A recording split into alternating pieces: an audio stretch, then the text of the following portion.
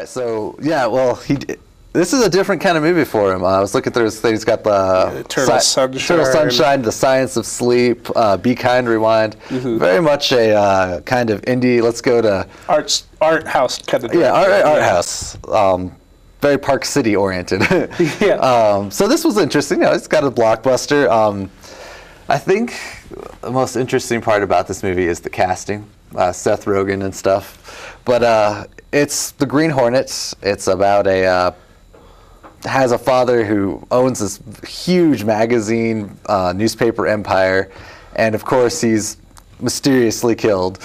And because Seth Rogen's character then inherits this thing, he's trying to run a newspaper, but he could care less. And at the same time, there's this random Russian guy building up an underworld, which is then coming into the limelight. So Seth Rogen has decided he's going to make a name for himself by bringing light to this underworld thing going on.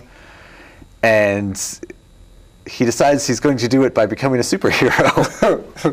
Sort of. Sort of. A crime fighter. I guess not a superhero. A crime fighter, which is fully geared up by his butler slash driver slash everything. Coffee maker. slash everything. Kato, who's played by Jay Chou. Most of the plot actually doesn't have much to do with the main character, the crime fighting. It's mostly how Seth Rogen and the Kato character get along and fight over Cameron Diaz and bunch of lame crap like that. Kind of a bromance. Yeah, it's really weird. It's a superhero movie trying to be a Judd Apatow comedy. Yeah. And it does not blend well. Not much spectacular to this. There's a couple good scenes where there's fighting, but the special effects and the actual fight scenes are actually all pretty terrible. Seth Rogen's good in it, mostly because he's funny, but nothing. I mean, I would think this would be like a breakout performance for him, something that he'd be trying new, doing something that, but it's just, it's the same character from every other movie he's done. And yeah, basically it's just a really sad attempt at whatever it was trying to achieve. It did not make it, in my opinion.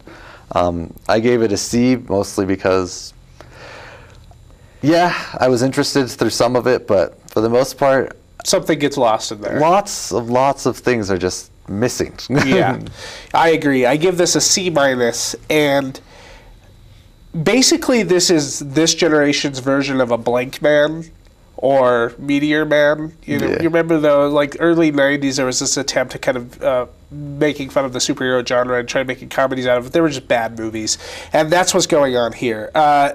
This was directed by Michel Gondry, who, as we've said, is an art director, and this is his attempt at doing a blockbuster now. And it's written by Seth Rogen and Evan Goldberg, who wrote Pineapple Express and Superbad, and it's just a mess. I have here it's awkwardly paced. There's a lot of scenes where nothing's really happening, where they're just kind of like having these buddy-to-buddy kind of conversations, and there's scenes that can be cut out of the movie completely. They don't advance the plot at all. Seth Rogen, considering he wrote this and starring in it, he acts like he doesn't know what he's doing in the movie. Like he's not even being directed at all.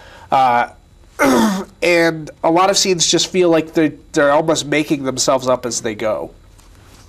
And there's almost no character development almost all over around. Everyone's playing an archetype or playing...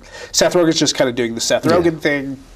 Christoph Waltz, who plays the underground underlord that we were talking about... what's his name? Chudnovsky? Bludovsky. Bludnovsky wants to be more scary, so he changes his name, which was not a funny joke, even though they tried to make it funny. Complete waste of Christoph Waltz, who's an Oscar winner. He just won Best Supporting Actor for his part in Inglourious Bastards, where he was terrifying, and he was really good. And here, it just feels like they didn't know what to do with him at all. Like they didn't really know what to do with anything in this movie. It's vaguely humorous, because if you like the whole Seth Rogen style of humor, that like stoner buddy kind of slacker humor, you'll get a chuckle or two all the way through with just some of the way he delivers dialogue.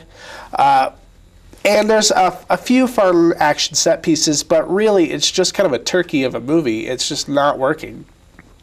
And Michel Gondry's style is almost completely buried in the slick Hollywoodness of everything that's going on. Yeah. So, can't fully recommend it. Nope.